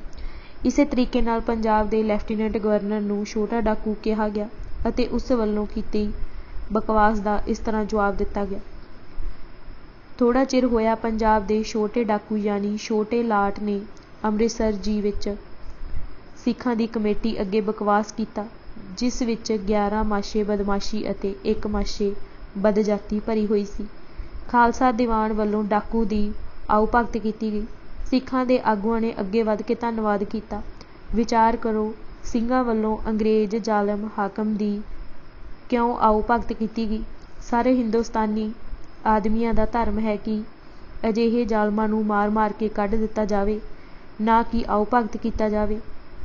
ਜੋ ਆਪਣਾ ਪੇਟ ਭਰਨ ਵਾਲੇ ਅਤੇ ਡਰਾਕਲ ਆਗੂਆਂ ਇਸ ਤਰ੍ਹਾਂ ਕਰਦੇ ਹਨ, ਉਹਨਾਂ ਦੇ ਪਿੱਛੇ ਨਹੀਂ ਚੱਲਣਾ ਚਾਹੀਦਾ। ਜਿਹੜੇ ਸਭਾ, ਅੰਜੁਮਨ, ਦੀਵਾਨ ਜਾਂ ਸਮਾਜ ਅੰਗਰੇਜ਼ਾਂ ਦੀ ਇੱਜ਼ਤ ਕਰਨ ਦਾ ਪਾਪ ਕਰਦੇ ਹਨ, ਕੌਮ ਵੱਲੋਂ ਉਹਨਾਂ ਨੂੰ ਸਜ਼ਾ ਦੇਣੀ ਚਾਹੀਦੀ ਹੈ। ਅਸਲ ਵਿੱਚ ਹੋਰ ਆਗੂ ਤਾਂ ਅੰਗਰੇਜ਼ਾਂ ਨੂੰ ਬੁਰਾ ਸਮਝਦੇ ਹਨ, ਪਰ ਥੋੜ੍ਹੇ ਆਗੂ ਖਿਤਾਬ ਅਤੇ ਅਸਾਮੀਆਂ ਦੇ ਲਾਲਚ ਵਿੱਚ ਹਾਕਮਾਂ ਦੀ ਖੁਸ਼ਾਮਦ ਕਰਨ ਦਾ ਰਾਗ ਤੋਰ ਰਹੇ ਹਨ। ਹੋਰ ਛੋਟੇ ਡਾਕੂ ਨੇ ਬਕਵਾਸ ਕੀਤਾ ਕਿ ਖਾਲਸਾ ਕਾਲਜ ਹੈ ਅਤੇ ਇਸ ਨੂੰ ਅੱਛੀ ਤਰ੍ਹਾਂ ਚਲਾਉਣਾ ਚਾਹੀਦਾ ਹੈ, ਪਰ ਅਸੀਂ ਨਹੀਂ ਜਾਣਦੇ ਕਿ ਖਾਲਸਾ ਕਾਲਜ ਕਿਸ ਤਰ੍ਹਾਂ ਸਿੱਖਾਂ ਦਾ ਕਾਲਜ ਹੈ। ਇਹ ਕਾਲਜ ਸਰਕਾਰੀ ਯੂਨੀਵਰਸਿਟੀ ਦੇ ਮੁਤਾਲਿਕ ਹੈ। ਸਰਕਾਰੀ ਯੂਨੀਵਰਸਿਟੀ ਦੀਆਂ ਡਿਗਰੀਆਂ ਦੀ ਖਾਤਰ ਵਿਦਿਆਰਥੀ ਤਿਆਰ ਕੀਤੇ ਜਾਂਦੇ ਹਨ। ਕਾਲਜ ਦੀਆਂ ਪਸੰਦ ਕੀਤੀਆਂ ਕਿਤਾਬਾਂ ਪੜ੍ਹਾਈਆਂ ਜਾਂਦੀਆਂ ਹਨ। ਬਸ ਹੁਣ ਇਸ ਨੂੰ ਕਿਸੇ ਤਰ੍ਹਾਂ ਸਿੱਖਾਂ ਦਾ ਕਾਲਜ ਨਹੀਂ ਕਹਿ ਸਕਦੇ। ਫਿਰ ਕਾਲਜ ਦਾ ਪ੍ਰਿੰਸੀਪਲ ਅੰਗਰੇਜ਼ ਹੈ। ਅਸੀਂ ਪੁੱਛਦੇ ਹਾਂ ਕਿ ਇੰਤਜ਼ਾਮੀ ਕਮੇਟੀ ਕਿਸੇ ਲਾਇਕ ਸਿੱਖ ਨੂੰ ਪ੍ਰਿੰਸੀਪਲ ਕਿਉਂ ਨਹੀਂ ਬਣਾਉਂਦੀ? ਅੰਗਰੇਜ਼ ਦਾ ਬੱਚਾ ਕਿਉਂ ਪ੍ਰਿੰਸੀਪਲ ਹੈ? ਅਫਸੋਸ ਹੈ ਕਿ ਸਿੱਖਾਂ ਦੇ ਬੜੇ ਵਿਦਵਾਨ ਅਤੇ ਧਰਮਾਤਮਾ ਭਾਈ ਜੋਧ ਸਿੰਘ ਵਰਗੇ ਖਾਲਸਾ ਕਾਲਜ ਵਿੱਚ ਅੰਗਰੇਜ਼ ਪ੍ਰਿੰਸੀਪਲ ਦੇ ਹੇਠ ਬੇਇੱਜ਼ਤੀ ਨਾਲ ਰਹਿੰਦੇ ਹਨ। ਇਸ ਤਰ੍ਹਾਂ ਸਿੱਖ ਜਵਾਨ ਅੰਗਰੇਜ਼ਾਂ ਦੇ ਨੌਕਰ ਬਣ ਜਾਂਦੇ ਹਨ। ਖਾਲਸਾ ਕਾਲਜ ਸਿੱਖਾਂ ਦਾ ਆਪਣਾ ਕਾਲਜ ਨਹੀਂ ਹੈ। ਗੌਰਮੈਂਟ ਨੇ ਇਸ ਲਈ ਬਣਾਇਆ ਹੈ ਕਿ ਪੜ੍ਹੇ ਹੋਏ ਸਿੱਖਾਂ ਨੂੰ ਆਪਣੇ ਹੱਥ ਵਿੱਚ ਰੱਖਣ ਅਤੇ ਉਹਨਾਂ ਦੇ ਦਿਲ ਅਤੇ ਦਿਮਾਗ ਨੂੰ ਗੁਲਾਮੀ ਦੇ ਰੰਗ ਵਿੱਚ ਰੰਗਿਆ ਜਾਵੇ। ਸਿੱਖਾਂ ਨੂੰ ਚਾਹੀਦਾ ਹੈ ਕਿ ਇਸ ਕਾਲਜ ਨੂੰ ਛੇਤੀ ਗੌਰਮੈਂਟ ਦੇ ਜਾਲ ਵਿੱਚੋਂ ਕੱਢ ਲੈਣ। ਉਪਰੋਕਤ ਲੇਖਾਂ ਅਤੇ ਟਿੱਪਣੀਆਂ ਤੋਂ ਇਲਾਵਾ ਗਦਰੀ ਸਿੱਖਾਂ ਨੇ ਅੰਗਰੇਜ਼ ਹਕੂਮਤ ਦੀ ਸਿੱਖਾਂ ਦੇ ਧਾਰਮਿਕ ਅਤੇ ਵਿੱਦਿਅਕ ਮਾਮਲਿਆਂ ਵਿੱਚ ਦਖਲਅੰਦਾਜ਼ੀ ਵਿਰੁੱਧ ਆਪਣੇ ਦਿਲੀ ਵਲਵਲੇ ਕਵਿਤਾ ਦੇ ਰੂਪ ਵਿੱਚ ਇਸ ਕਦਰ ਪ੍ਰਗਟਾਏ। ਖਾਲਸਾ ਕਾਲਜ ਤਾਈਂ ਸਮੇਟਣ ਨੂੰ ਹੱਥ ਢੰਗ ਦੇ ਨਾਲ ਇਹਨਾਂ ਪਾਇਆ ਸੀ। ਦੇਣ ਸਿੱਖਿਆ ਉਲਟੀ ਇਹ ਬੱਚਿਆਂ ਨੂੰ ਇਹਨਾਂ ਨਵਾਂ ਹੀ ਢੰਗ ਅਪਣਾਇਆ ਸੀ। ਬਾਬਾ ਵਿਸਾਖਾ ਸਿੰਘ। ਅਸੀਂ ਨਾਮ ਦੇ ਸਿੰਘ ਸਦਾਵੰਦੇ ਹਾਂ, ਭੈੜੀ ਗਿੱਦੜਾਂ ਤੋਂ ਸਾਡੀ ਚਾਲ ਸਿੰਘੋ। ਸਿੰਘ ਨਾਮ ਧਰੀਕ ਦੀ ਲਾਜ ਰੱਖੋ, ਭਾਰਤ ਵਰਸ਼ ਤੇ ਖੇਡੋ ਗੁਲਾਲ ਸਿੰਘੋ। ਕਾਲਜ ਖਾਲਸਾ ਜਿਹੜਾ ਤਿਆਰ ਕੀਤਾ, ਗੋਰੇ ਬਾਂਦਰਾਂ ਲਿਆ ਸੰਭਾਲ ਸਿੰਘੋ। ਸੁੰਦਰ ਸਿੰਘ ਮਜੀਠੀਏ ਨਾਸ ਕੀਤਾ, ਭੈੜੀ ਚੱਲਿਆ ਚਾਲ ਚੰਡਾਲ ਸਿੰਘੋ। ਭਾਈ ਬਲਵੰਤ ਸਿੰਘ ਜੀ ਖੁਰਦਪੁਰ ਨੇ 5 ਅਕਤੂਬਰ 1913 ਨੂੰ ਲਾਇਲਪੁਰ ਵਿਖੇ ਖਾਲਸਾ ਧਰਮਸ਼ਾਲਾ ਵਿੱਚ ਸਿੱਖਾਂ ਦੇ ਵਿਸ਼ਾਲ ਇਕੱਠ ਨੂੰ ਸੰਬੋਧਨ ਕਰਦਿਆਂ ਅੰਗਰੇਜ਼ ਹਾਕਮਾਂ ਦੇ ਖਾਲਸਾ ਕਾਲਜ ਅੰਮ੍ਰਿਤਸਰ ਨੂੰ ਆਪਣੇ ਕੰਟਰੋਲ ਹੇਠ ਲੈਣ ਦੇ ਕੋਝੇ ਯਤਨਾਂ ਦੀ ਕਰੜੇ ਲਫ਼ਜ਼ਾਂ ਵਿੱਚ ਨਿੰਦਿਆ ਕੀਤੀ ਸੀ ਅਤੇ ਸਿੱਖ ਕੌਮ ਨੂੰ ਇਸ ਧੱਕੇਸ਼ਾਹੀ ਵਿਰੁੱਧ ਡਟ ਜਾਣ ਦਾ ਸੱਦਾ ਦਿੱਤਾ ਸੀ। ਉਹਨਾਂ ਨੇ ਵਿੱਦਿਆ ਦੇ ਖੇਤਰ ਵਿੱਚ ਦੂਜੀਆਂ ਕੌਮਾਂ ਦੇ ਮੁਕਾਬਲੇ ਸਿੱਖ ਕੌਮ ਦੇ ਬੁਰੀ ਤਰ੍ਹਾਂ ਪਛੜ ਜਾਣ ਉੱਤੇ ਡੂੰਘਾ ਅਫਸੋਸ ਜ਼ਾਹਿਰ ਕਰਦਿਆਂ ਬਹੁਤ ਹੀ ਦੁੱਖ ਭਰੇ ਲਫ਼ਜ਼ਾਂ ਵਿੱਚ ਕਿਹਾ ਸੀ ਕਿ ਜੇ ਖਾਲਸਾ ਜੀ ਅੱਜ ਇਸੇ ਘੜੀ ਤੋਂ ਇੱਕ ਆਜ਼ਾਦ ਕਾਲਜ ਬਣਾਉਣਾ ਸ਼ੁਰੂ ਕਰ ਦੇਣ ਤਾਂ ਵੀ ਭਾਰਤ ਵਰਸ਼ ਦੀਆਂ ਦੂਸਰੀਆਂ ਕੌਮਾਂ ਨਾਲੋਂ 50 ਸਾਲ ਪਿੱਛੇ ਹੋਣਗੇ। ਇਸ ਤੋਂ ਵੀ 7 ਸਾਲਾਂ ਬਾਅਦ ਜਦੋਂ ਭਾਈ ਬਲਵੰਤ ਸਿੰਘ ਜੀ ਨੂੰ ਸ਼ਹੀਦ ਹੋਏ 5 ਸਾਲ ਗੁਜ਼ਰ ਗਏ ਸਨ, ਲਾਹੌਰ ਤੋਂ ਛਪਦੇ ਅਕਾਲੀ ਅਖਬਾਰ ਨੇ ਆਪਣੇ ਸੰਪਾਦਕੀ ਲੇਖ ਵਿੱਚ ਭਾਈ ਸਾਹਿਬ ਦੇ ਉਪਰੋਕਤ ਬਚਨਾਂ ਦੀ ਗੂੜ੍ਹ ਮਹੱਤਤਾ ਉਜਾਗਰ ਕਰਦਿਆਂ ਇਹ ਭਾਵਪੂਰਤ ਸ਼ਬਦ ਲਿਖੇ ਸਨ। ਉਸ ਸ਼ਹੀਦ ਵੀਰ ਦੇ ਇਹ ਸ਼ਬਦ ਸੋਨੇ ਵਿੱਚ ਲਿਖੇ ਜਾਣ ਵਾਲੇ ਹਨ। ਅਕਾਲੀ ਅਖਬਾਰ ਨੇ ਸਮਕਾਲੀ ਸਿੱਖ ਭਾਵਨਾਵਾਂ ਦੀ ਤਰਜਮਾਨੀ ਕਰਦਿਆਂ ਦ੍ਰਿੜ ਲਹਿਜੇ ਵਿੱਚ ਕਿਹਾ ਸੀ ਕਿ ਸਾਡੇ ਵਾਸਤੇ ਕਾਲਜ ਦਾ ਸਵਾਲ ਇੱਕ ਮੌਤ ਅਤੇ ਜ਼ਿੰਦਗੀ ਦਾ ਸਵਾਲ ਹੈ। ਉਹ ਜਗ੍ਹਾ ਜਿੱਥੋਂ ਕੌਮ ਦੇ ਨੌਜਵਾਨ ਆਪਣੇ ਕੌਮੀ ਵਲਵਲਿਆਂ ਅਤੇ ਕੌਮੀ ਤਹਿਜ਼ੀਬ ਨੂੰ ਬਾਹਰ ਦੁਨੀਆ ਤੱਕ ਲੈ ਜਾਣਗੇ, ਉਹ ਵੀ ਬੜੀ ਉੱਚੀ ਅਤੇ ਪਵਿੱਤਰ ਥਾਂ ਹੈ। ਹੁਣ ਕਾਲਜ ਨੂੰ ਸੱਚੇ ਅਰਥਾਂ ਵਿੱਚ ਖਾਲਸਾ ਕਾਲਜ ਬਣਾਏ ਬਿਨਾਂ ਪੰਥ ਨੂੰ ਕੱਖ ਨਹੀਂ ਭਾਵਣਾ। ਪੰਥ ਦੀ ਥੋੜ੍ਹੀ ਜਿਹੀ ਹਿੰਮਤ ਕਾਲਜ ਨੂੰ ਆਜ਼ਾਦ ਕਰ ਦੇਵੇਗੀ ਅਤੇ ਗਫਲਤ ਅੱਗੇ ਨਾਲੋਂ ਵੀ ਵਧੇਰੇ ਭੈੜੀ ਹਾਲਤ ਬਣਾ ਦੇਵੇਗੀ। ਇਸੇ ਹੀ ਅਖਬਾਰ ਦੇ ਇੱਕ ਹੋਰ ਸੰਪਾਦਕੀ ਲੇਖ ਵਿੱਚ ਸਿੱਖ ਕੌਮ ਦੀਆਂ ਖਾਲਸਾ ਕਾਲਜ ਨਾਲ ਜੁੜੀਆਂ ਉਮੀਦਾਂ ਅਤੇ ਉਮੰਗਾਂ ਦਾ ਜ਼ਿਕਰ ਇੰਜ ਕੀਤਾ ਗਿਆ। ਕੌਮ ਦੇ ਮੋਹਰਿਆਂ ਨਾਲ ਜੋੜੇ ਹੋਏ ਅਤੇ ਲਹੂ ਦੀ ਕਮਾਈ ਨਾਲ ਇਕੱਠੇ ਕੀਤੇ ਹੋਏ ਰੁਪਏ ਨਾਲ ਪਿਆਰਾ ਕਾਲਜ ਬਣਿਆ ਸੀ। ਕੌਮ ਨੇ ਆਪਣੀ ਧਾਰਮਿਕ ਅਤੇ ਵਿੱਦਿਅਕ ਉੱਨਤੀ ਦੀਆਂ ਆਸਾਂ ਇਸੇ ਪਾਸੋਂ ਰੱਖੀਆਂ ਸਨ। ਕੌਮ ਉਡੀਕ ਰਹੀ ਸੀ ਕਿ ਇਸ ਪਿਆਰੇ ਕਾਲਜ ਵਿੱਚੋਂ ਭਾਈ ਮਣੀ ਸਿੰਘ ਜੀ, ਭਾਈ ਤਾਰੂ ਸਿੰਘ ਜੀ, ਭਾਈ ਮਹਿਤਾਬ ਸਿੰਘ ਜੀ ਵਰਗੇ ਧਰਮੀ ਵੀਰ ਪੈਦਾ ਹੋ ਕੇ ਕੌਮ ਨੂੰ ਸੰਸਾਰ ਵਿੱਚ ਰੌਸ਼ਨ ਕਰਨਗੇ। ਪਰ ਸ਼ੋਕ ਇਸ ਕਾਲਜ ਨੂੰ ਸਿੱਖਾਂ ਦੀਆਂ ਇਹਨਾਂ ਖਾਹਿਸ਼ਾਂ ਨੂੰ ਤਬਾਹ ਕਰਨ ਲਈ ਕੇਵਲ ਨਿਮਕ ਹਲਾਲ ਲੜਕ ਲੋਕ ਪੈਦਾ ਕਰਨ ਲਈ ਵਰਤਿਆ ਗਿਆ। ਇਸ ਤੋਂ ਵੀ ਸਿੱਖ ਕੌਮ ਦੇ ਤਤਕਾਲੀ ਸਰੋਕਾਰਾਂ ਦੀ ਸਪਸ਼ਟ ਝਲਕ ਮਿਲਦੀ ਹੈ। ਕਿ ਉਹ ਆਪਣੀਆਂ ਵਿਦਿਅਕ ਸੰਸਥਾਵਾਂ ਤੋਂ ਵੀ ਤਵੱਕੋ ਰੱਖਦੇ ਸਨ ਕਿ ਇਹਨਾਂ ਦੀ ਸੁਤੰਤਰਤਾ ਬਾਰੇ ਕਿੰਨੇ ਚਤੰਨ ਸਨ। ਪਰੰਤੂ ਥੋੜ੍ਹੇ ਹੀ ਸਾਲਾਂ ਬਾਅਦ ਜਦੋਂ ਸਿੱਖ ਕੌਮ ਦੀ ਰਾਜਸੀ ਲੀਡਰਸ਼ਿਪ ਨੇ ਭਾਰਤੀ ਰਾਸ਼ਟਰਵਾਦ ਦੀ ਵਿਚਾਰਧਾਰਾ ਦੀ ਅਧੀਨਗੀ ਕਬੂਲ ਕਰ ਲਈ ਅਤੇ ਸਿੱਖ ਸੰਘਰਸ਼ ਨੂੰ ਰਾਸ਼ਟਰਵਾਦੀ ਲਹਿਰ ਦਾ ਗੌਣ ਅੰਗ ਬਣਾ ਦਿੱਤਾ, ਤਾਂ ਸਿੱਖਾਂ ਦੇ ਸਰੋਕਾਰ ਅਤੇ ਤਰਜੀਹਾਂ ਬਦਲ ਗਈਆਂ ਅਤੇ ਉਹਨਾਂ ਦਾ ਆਪਣੀਆਂ ਵਿਦਿਅਕ ਸੰਸਥਾਵਾਂ ਬਾਰੇ ਨਜ਼ਰੀਆ ਵੀ ਬਦਲ ਗਿਆ। ਇਸ ਨੂੰ ਭਾਰਤੀ ਰਾਸ਼ਟਰਵਾਦ ਦਾ ਗ੍ਰਹਿਣ ਲੱਗ ਗਿਆ। ਅੱਜ ਅਸੀਂ ਤੂਫਾਨਾਂ ਦਾ ਸ਼ਾਹ ਸਵਾਰ ਸ਼ਹੀਦ ਕਰਤਾਰ ਸਿੰਘ ਸਰਾਭਾ ਕਿਤਾਬ ਦੇ 151 ਪੰਨੇ ਪੜ੍ਹ ਚੁੱਕੇ ਹਾਂ। ਬਾਕੀ ਦੀ ਕਿਤਾਬ ਅਸੀਂ ਅਗਲੇ ਭਾਗ ਵਿੱਚ ਪੜ੍ਹਾਂਗੇ। ਵਾਹਿਗੁਰੂ ਜੀ ਕਾ ਖਾਲਸਾ, ਵਾਹਿਗੁਰੂ ਜੀ ਕੀ ਫਤਿਹ।